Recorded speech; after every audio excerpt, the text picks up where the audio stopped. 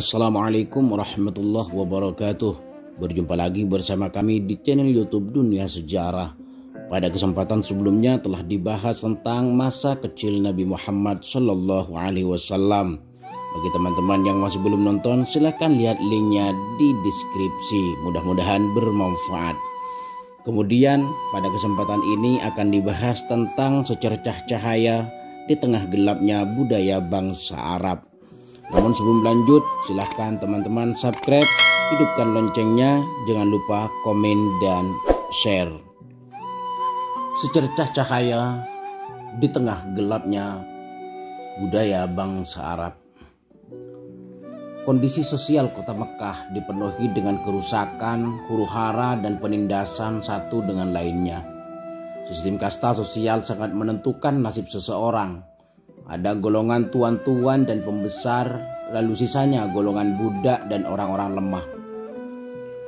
Hal ini tidak hanya terjadi di Mekah, tetapi kerusakan telah tampak di seluruh dunia. Dan kepadanya, apakah dia akan memeliharanya dengan menanggung kehinaan, ataukah akan menguburkannya ke dalam tanah dalam kondisi hidup-hidup? Ketahuilah alangkah buruknya apa yang mereka tetapkan itu. Pada masa itu praktek riba, minuman keras, perjudian, mabuk-mabukan, pesta pora dan huru-hara adalah hal yang umum dan lumrah dalam kehidupan bangsa Arab. Mereka saling berbangga dengan garis keturunan dan kebangsawanan mereka. Segala yang menarik perhatian mereka hanya kesenangan dunia. Mereka juga meyakini bahwa kematian adalah akhir dari kehidupan dan tidak ada hari kebangkitan dan penghitungan. Bahkan mereka berkata, kehidupan ini tidak lain hanyalah kehidupan di dunia saja. Kita mati dan kita hidup, dan tidak ada yang akan membinasakan kita selain masa. Mereka juga berkata, kehidupan ini hanyalah dilahirkan dari rahim dan ditelan dalam kubur. Bersamaan dengan kebodohan dan kekufurannya, bangsa Arab juga terkenal dengan watak dan tabiat mereka yang mulia seperti menghormati sesama, dermawan, berani dan suka menolong. Namun kebaikan dan sifat-sifat mulia itu tertutupi oleh keburukan dan perbuatan jelek serta tercela menghalangi fitrah keluhuran budi Rabbani dalam jiwa manusia. Di tengah kesesatan ini, terdapat segelintir orang yang berusaha mencari cahaya petunjuk. Mereka mencoba kembali menelusuri jejak-jejak peninggalan agama Nabi Ibrahim alaihissalam dan Ismail alaihissalam yang akan menuntun mereka pada jalan yang lurus. Saat itu di semenanjung Arab hidup beberapa komunitas Yahudi dan Nasrani.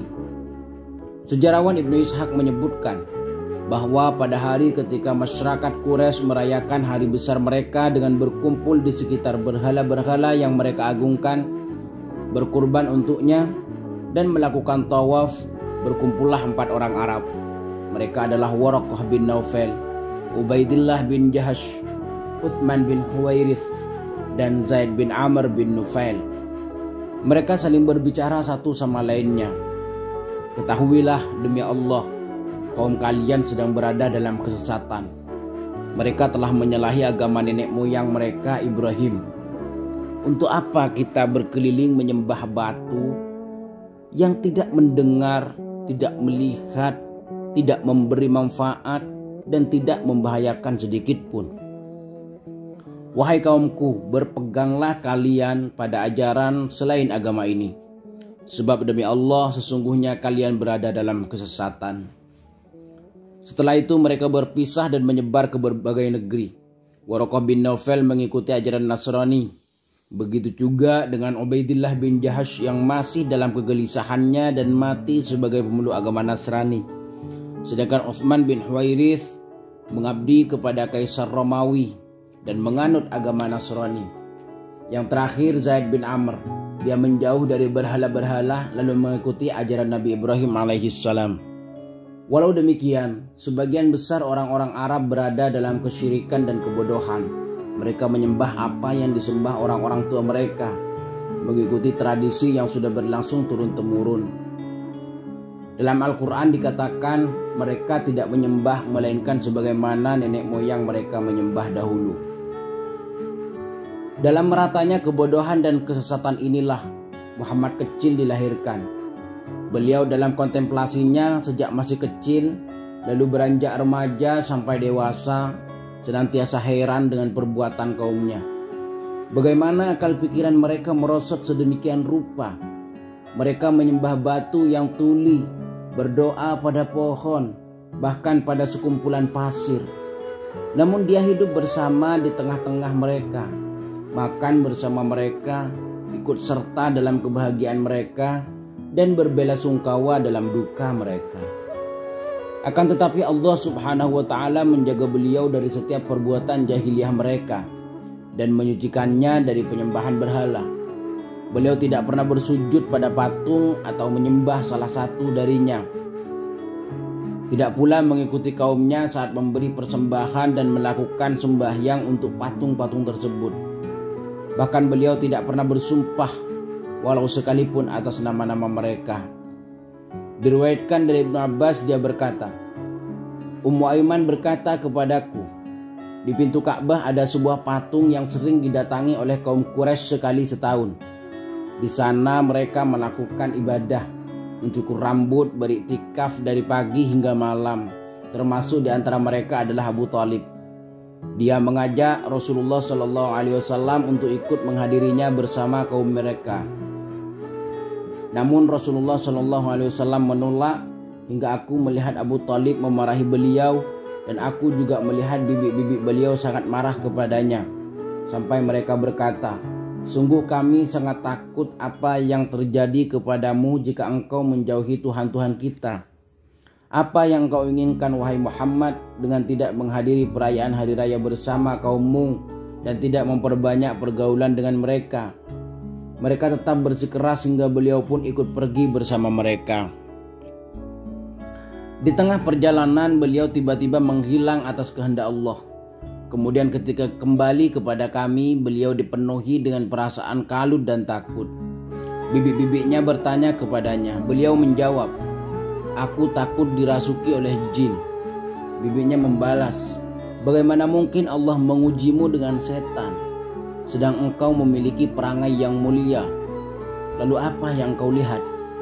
Beliau menjawab, setiap kali aku mendekati salah satu patung berhala, tiba-tiba datang kepadaku seorang lelaki bertubuh tinggi dengan jubah putih berteriak kepadaku, kembali wahai Muhammad, jangan kau sentuh ia. Setelah itu beliau tidak pernah kembali lagi mengunjungi berhala tersebut hingga diangkat menjadi nabi. Meskipun Muhammad muda berbeda dari kaumnya dalam tabiat, kebiasaan, dan ibadah mereka, akan tetapi beliau sangat mencintai mereka, begitu juga sebaliknya.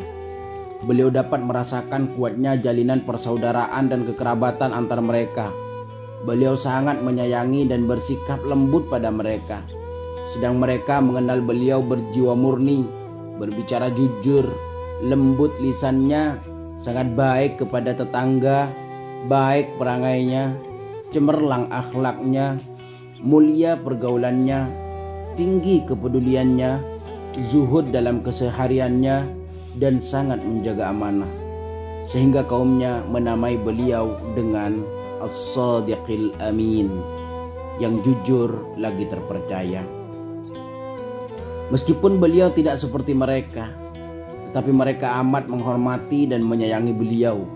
Seakan hal ini menegaskan bahwa manusia walaupun berada dalam tingkat kesesatan tertinggi, tetapi fitrah yang dianugerahkan Allah Subhanahu wa Ta'ala kepada mereka membuat mereka dapat membedakan mana yang baik dan mana yang buruk, dan mengetahui yang benar dan yang salah, meski mereka tidak melakukan kebajikan.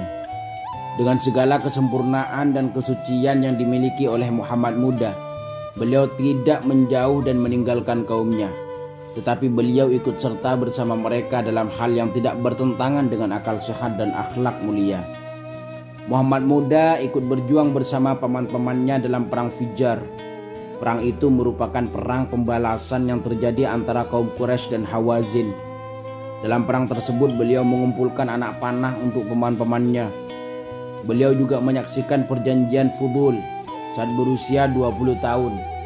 Isi perjanjian ini untuk menyeru orang-orang Quraisy membantu orang yang dizalimi. mereka bersepakat memberi pertolongan kepada setiap orang yang dizalimi di kota Mekah, dan mereka akan bersamanya hingga haknya dikembalikan. Perjanjian Fudul adalah perjanjian yang sangat disukai dan membekas dalam hati Rasulullah SAW. Juga merupakan hal terbaik yang pernah dilakukan kaum Quraisy, pertanda masih adanya cahaya di tengah kebodohan dan gulita yang menghinggapi mereka. Muhammad muda juga ikut bersama kaumnya dalam memperbaharui bangunan Ka'bah. Beliau membantu pamannya Abbas untuk memindahkan batu-batu. Saat kaumnya ingin meletakkan kembali Hajar Aswad di tempatnya, mereka berselisih siapa yang pantas mendapat kemuliaan ini.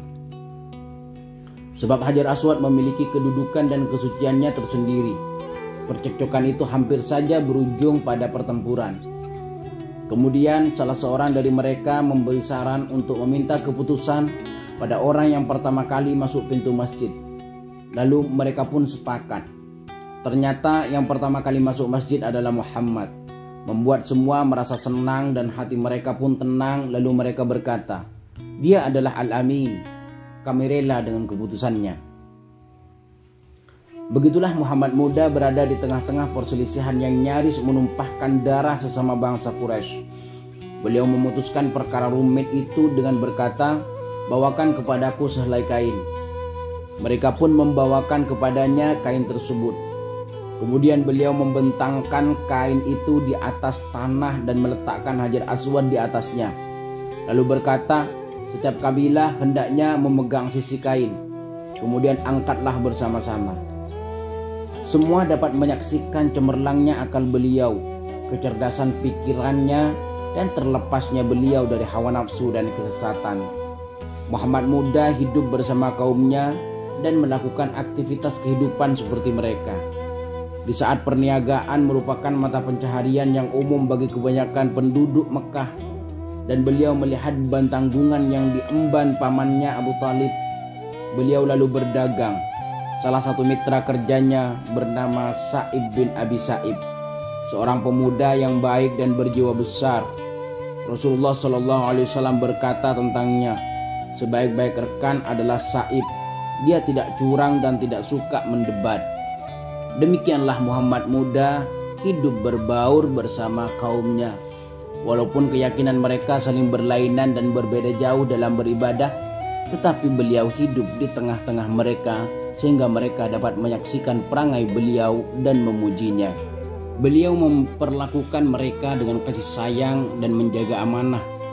Beliau tidak mengkhianati mereka dan tidak mengutuk mereka karena mereka tenggelam dalam kesesatan dan kenistaan.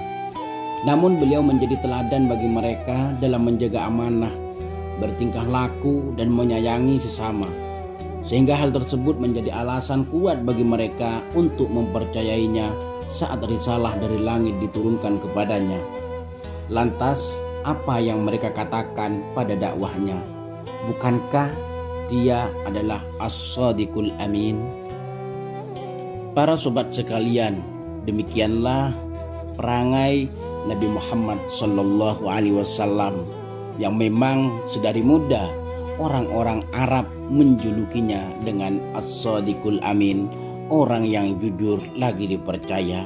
Mudah-mudahan kita bisa mengambil hikmah dari perjalanan hidup Nabi Muhammad SAW.